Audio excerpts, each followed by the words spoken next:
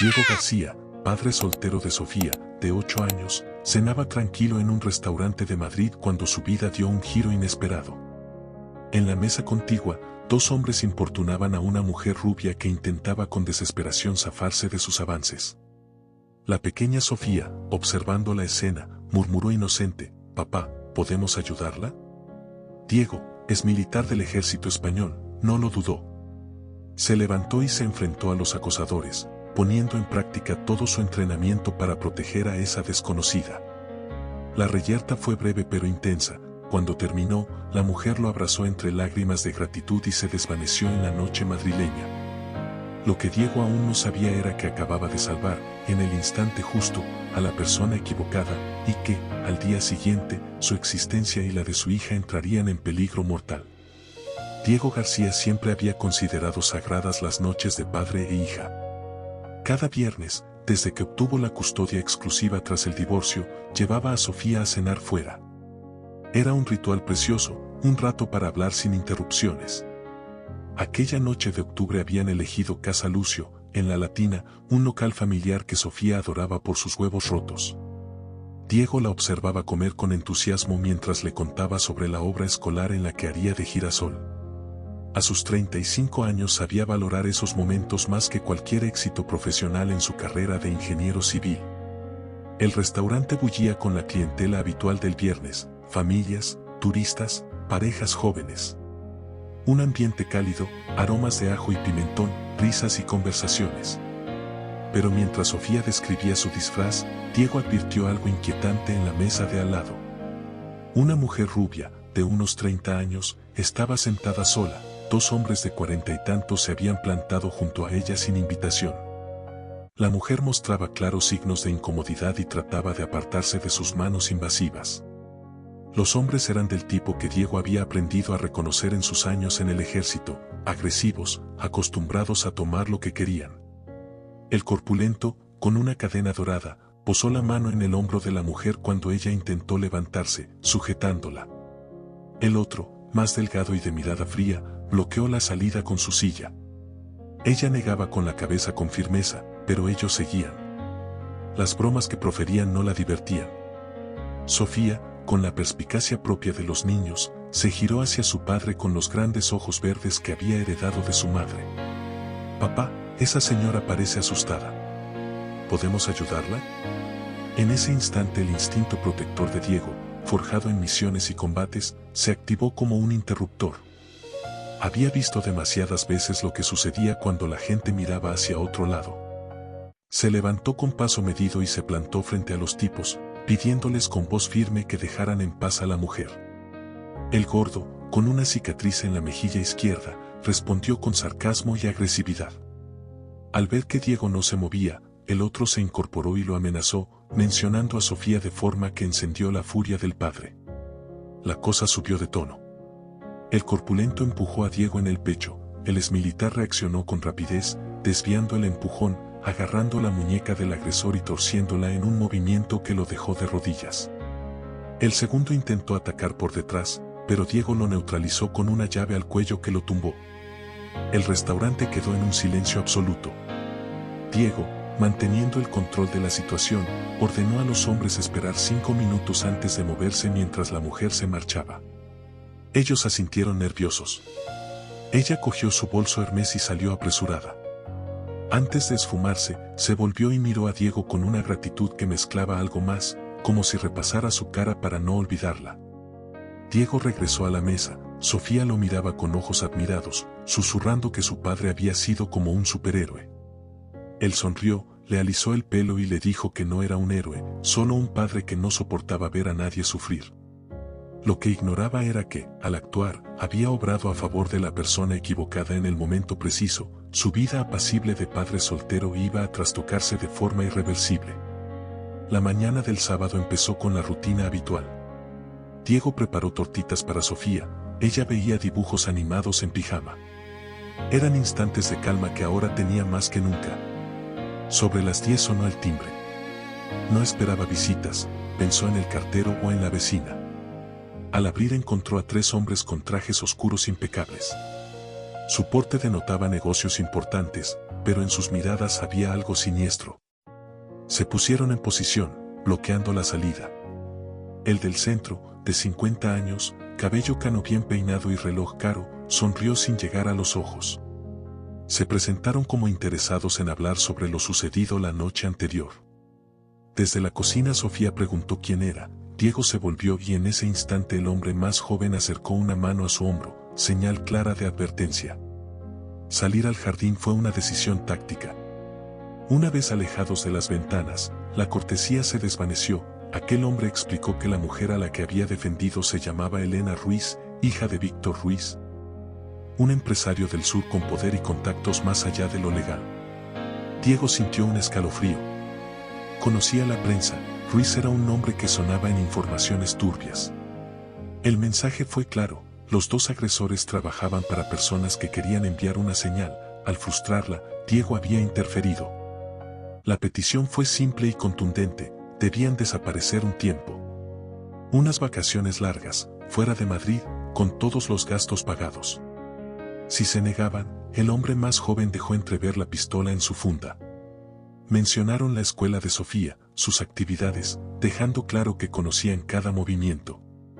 Diego comprendió que no podía arriesgar la seguridad de su hija. Esa noche, mirando las hojas que caían del viejo plátano del jardín, Diego supo que su vida tranquila quedaba atrás. Volvió a la casa donde Sofía ya había terminado los deberes y pedía ir al parque. La abrazó fuerte, sintiendo el aroma de su champú de fresa, y decidió convertir la amenaza en una oportunidad. Sorpresa, dijo, nos vamos de viaje. Sofía saltó de alegría. Diego le pidió que empaquetara. En realidad, llamaría aquello unas vacaciones improvisadas. El vuelo rumbo a Ibiza saldría a las 8 desde Barajas. Todo estaba preparado para partir a la mañana siguiente. Diego García, padre soltero de Sofía, había visto cómo su hija reaccionaba con el entusiasmo propio de una niña de 8 años. Ya imaginaba playas, helados y vacaciones interminables. Durante el vuelo, mientras Sofía dormía apoyada en la ventanilla, Diego repasaba en silencio las últimas 24 horas. Había inventado una emergencia familiar para su jefe, cancelado todas las citas y hecho las maletas con una calma estudiada. La parte más difícil había sido mentirle a su madre para justificar la ausencia escolar de Sofía. El hotel en San Antonio era lujoso, con una vista espectacular al Mediterráneo, el tipo de lugar que en cualquier otra circunstancia habría sido el destino perfecto. Sofía estaba fascinada con la piscina infinita y la terraza donde podían contemplar el atardecer. Para ella era una aventura, para Diego, una prisión dorada. Los primeros días transcurrieron dentro de una rutina cuidadosamente fingida. Desayunos en la terraza, paseos por las calas de agua turquesa, excursiones a pueblos tranquilos. Sofía estaba feliz, bronceada, riendo como hacía tiempo no lo hacía, mientras su padre vigilaba obsesivamente las noticias, buscando cualquier indicio de peligro en Madrid. El cuarto día, todo cambió. Diego tomaba café en la terraza cuando vio a un hombre con traje oscuro hablar con el recepcionista. El desconocido señaló discretamente en su dirección y Diego sintió como la adrenalina estallaba en su cuerpo. Se levantó despacio, llamó a Sofía con voz tranquila y la condujo a la habitación. Empacó lo esencial mientras le explicaba que habían recibido una invitación para visitar otra isla. Sofía protestó, se había encariñado con el hotel. Diego, fingiendo una sonrisa, le prometió que Mallorca era aún más bonita. Salieron por la parte trasera y tomaron un taxi al puerto. Durante el trayecto, Diego no apartaba los ojos de los retrovisores, aunque nadie parecía seguirlos. En el ferry hacia Mallorca, el gentío de turistas los convirtió en dos rostros más. Compró los billetes en efectivo y eligió asientos en medio de la multitud. En Mallorca se hospedaron en un pequeño hotel familiar regentado por Miguel y Carmen, una pareja mayor con acento isleño y corazón amable. Diego pagó una semana por adelantado, justificando su estancia como unas vacaciones para alejarse de problemas familiares. En cierto modo, no mentía. Esa noche, mientras Sofía dormía profundamente, Diego se sentó en la pequeña terraza a escuchar las olas. El sonido lo calmaba, hasta que el móvil vibró.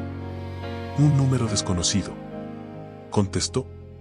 Una voz femenina se identificó, Elena Ruiz. Diego se levantó de golpe, salió de la habitación y cerró la puerta para no despertar a su hija. Elena sabía que estaban en Baleares. Sabía que su padre lo había forzado a huir de Madrid. Y sabía que no era justo. La mujer le explicó que todo era mucho más complejo de lo que le habían contado. Los hombres del restaurante no habían actuado por órdenes de su padre, sino que intentaban secuestrarla. Elena no era la hija protegida de un magnate, sino una fiscal que investigaba una red de tráfico de personas que involucraba a altos funcionarios, empresarios y políticos, incluso a gente cercana a su padre. Diego sintió que el mundo se inclinaba bajo sus pies.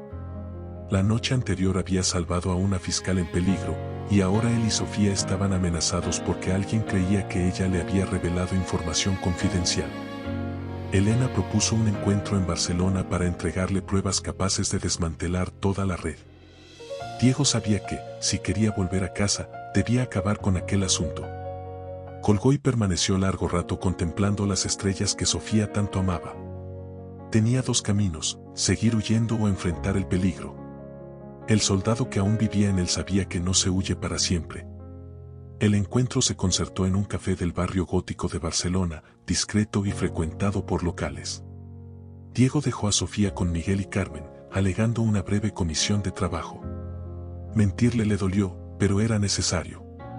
Elena ya estaba allí cuando llegó. Sin el maquillaje corrido ni la mirada de pánico del restaurante, parecía otra mujer. Su porte transmitía autoridad, sus ojos, una inteligencia fría y analítica. Abrió un maletín de cuero y colocó sobre la mesa un expediente. Era fiscal de la antimafia de Sevilla. Llevaba 2 años investigando una red de tráfico de personas entre España, los Balcanes y Oriente Medio. Mostró fotografías, documentos, rostros de políticos y empresarios que Diego no conocía pero intuía peligrosos.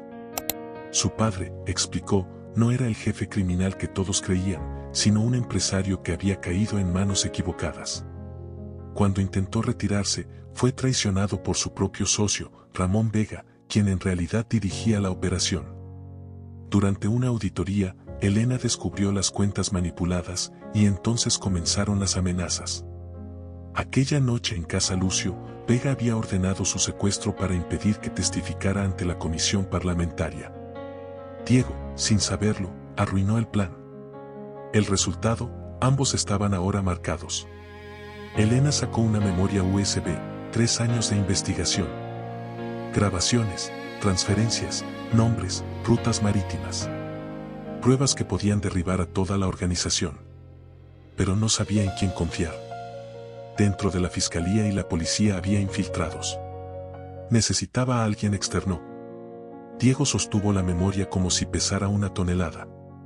Él solo quería proteger a su hija, no librar una guerra. Pero Elena había revisado su pasado militar, sabía que había sido soldado de operaciones especiales, disciplinado y leal. Era el único en quien podía confiar. Le explicó que, si no la ayudaba, Sofía jamás estaría a salvo. Vega no dejaría cabos sueltos. Volverían por ellos. Diego cerró los ojos un momento, respirando profundamente. Cuando los abrió, en la mirada de Elena vio la misma determinación que había visto en los ojos de sus compañeros antes de una misión imposible. ¿Aceptó? Por primera vez, Elena sonrió con alivio. Marcó un número y dijo en voz baja: «Ha llegado el momento. Tengo a alguien de confianza». Colgó, miró a Diego y añadió: «Bienvenido a la guerra. Espero que recuerdes cómo se lucha». El plan era tan audaz como suicida. En vez de esconderse, regresarían a Madrid para enfrentar a Vega directamente. Pero no solos. Elena tenía contactos en una fuerza internacional que seguía la pista de esas redes en todo el Mediterráneo. Diego volvió a Mallorca por Sofía, diciéndole que habían sido invitados a una fiesta especial en Madrid.